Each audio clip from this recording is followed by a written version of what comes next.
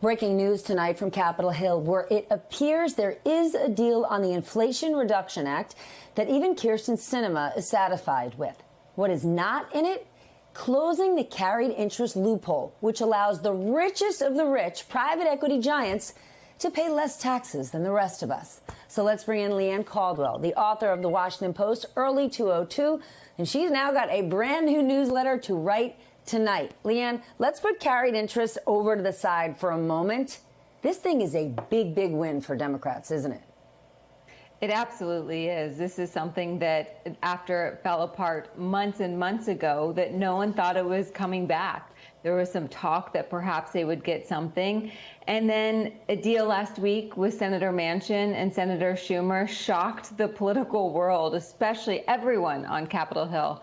And Senator Sinema was the last outstanding issue. They had been working furiously to get her on the board for the past week because she was not involved in those previous negotiations. And now that she's on board, this really looks like it's going to pass. And this is going to be the most expansive, the biggest investment in climate change proposals this country has ever seen. There's a lot of healthcare priorities that are in this that are going to help seniors especially. But there's still some obstacles here. So you can't spike the football yet. But if Democrats get this done, this is huge for the midterm elections and huge for the Biden agenda. All right, but let's bring back this carried interest issue, because preserving this loophole does absolutely nothing to help the people of the state of Arizona. The only people who are celebrating this are really rich private equity guys who are on mega yachts on the Mediterranean tonight. By preserving this loophole, does this not say to the American people, yes, big donors dictate policy? Yeah, it's really difficult to understand the politics that Senator Sinema is putting forward here regarding ensuring that this loophole is not closed. You know, as far as Democrats are concerned, taxing the rich is still politically popular, even though Republicans are trying to hammer Democrats, saying that they are going to raise taxes. Well, most Americans, anyway, even a lot of independent voters, think that taxing the rich is okay. But, you know, Senator Sinema has been adamant about this from the beginning of these negotiations. She's been adamant on not raising the corporate tax rate above 21%, where it's at now. That's not in this legislation, in large part because of Senator Sinema.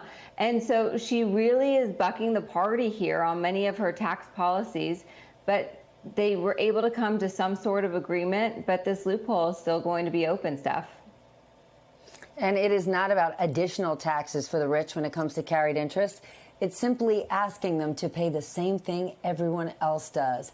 Leanne, I know you got to go work on that newsletter, so we will leave it there and dig deeper now with Michael Steele, former RNC chairman and former lieutenant governor of Maryland, and Steve Israel, former New York congressman, now director of Cornell University's Institute of Politics and Global Affairs. Steve, what's your response to this deal? A very big win for President Biden. Well, it's a huge win and also well-timed. We are 95 days away from the midterm elections. Tough environment for Democrats. August recess is actually started. Now the House will be called back next week to vote on the Senate bill, assuming it passes. August is the time when members are out in their districts. They've got to have a message. The message has to reflect that we're making progress on the economy. Now they have that message, again, assuming the bill passes. Nothing could be more important to the Democrats' chances of retaining the majority in the Senate, and if not retaining the majority in the House, at least closing the gap, than the passage of this bill. Michael, your take? Governing is about choices, and they made a choice tonight. They did. And look, it was a great effort. I'm sure there was a lot of face time between Sinema and Manchin to carve out what was necessary to get this done. It is a big deal this close to the election. The Republicans now are going to have to find another layer of messaging to go to the country with. Is not enough to say, oh, you know, they want to raise your taxes, they want to do all these bad things, because in this deal are some things that a lot of Americans want to see happen. It's not just, left-wing agenda. There are some really common sense things around healthcare and certainly the environment that people appreciate. So this is a big deal for the Biden administration. Now, here's the rub. Here's the rub. How can they sell it? How well do they sell it? How do they make the case? How do they send it home? How do they get the candidates running in these whacked out districts with these whacked out Republican candidates on the defensive when they want to talk about all kinds of crazy conspiracies?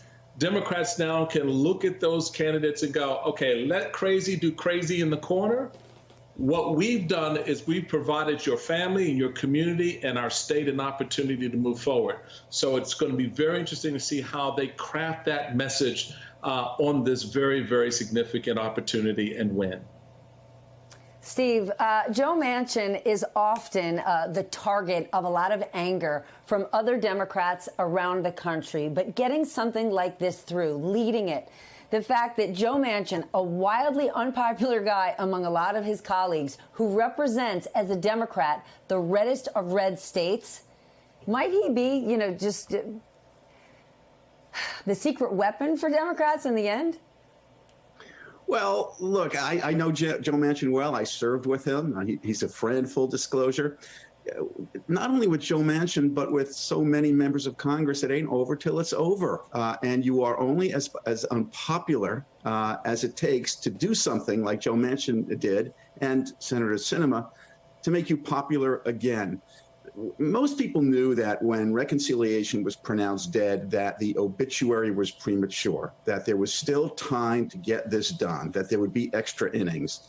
Now that we are, and the time frame for that was really where we are now. Democrats could not afford to go home in August without messaging, to Michael's point. Now they have the message, they have the bill, they have policy solutions, and Joe Manchin did come through for them at the end of the day. Michael, since you are already on the crazy beat tonight, let's talk Republicans, because while Democrats are addressing inflation, the autocratic leader of Hungary was riling up conservatives down in Dallas, Texas at the CPAC conference today. Here's a bit, and it pains me to even air him speaking, but a bit of what he had to say. Politics, my friend, are not enough. This war is a culture war. The globalists can all go to hell. I have come to Texas.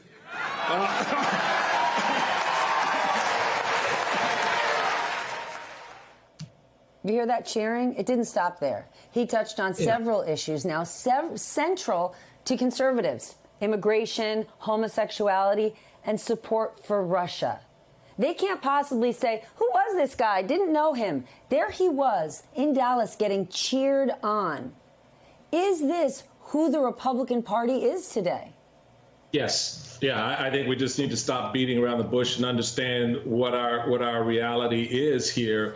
When a lot of people want to do a one-off and say, well, it's CPAC, and CPAC has kind of always been a little bit quirky.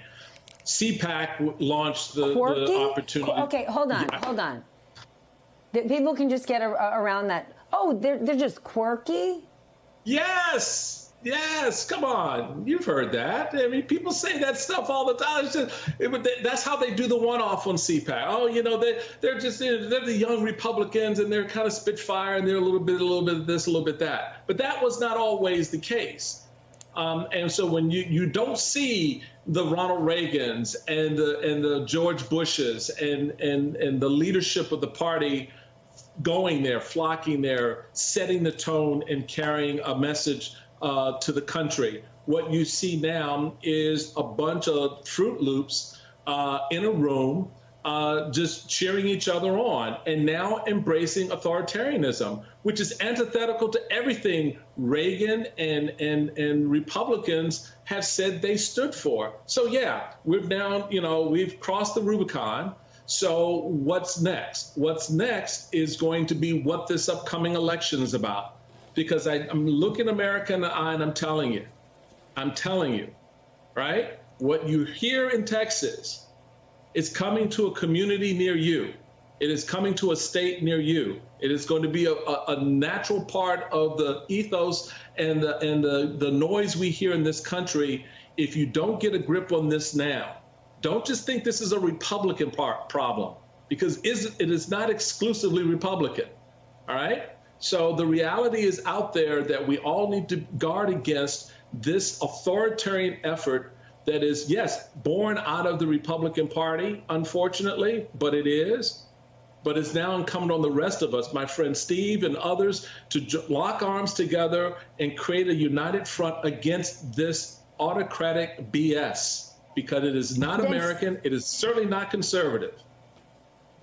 Then, Steve, you ran the DCCC. How did Democrats sound the alarm and message against this? The average American doesn't know who Orban is. They might not even know anything about CPAC. But to Michael's point, this conversation, these politics, they're coming to a community near you. Exactly. Michael is so right. And Ronald Reagan has to be spinning in his grave at the prospect of the conservative movement that used to be the bulwark against tyranny in the world, giving the stage to a tyrant who endorses and supports Vladimir Putin and engages in the kind of invective that the Nazis engaged in the 1930s and 1940s. My producer is yelling that we have to go, but I can't. I have to interrupt you. This argument, Ronald Reagan must be spinning in his grave. Baloney. There are Republicans in Congress right now saying nothing.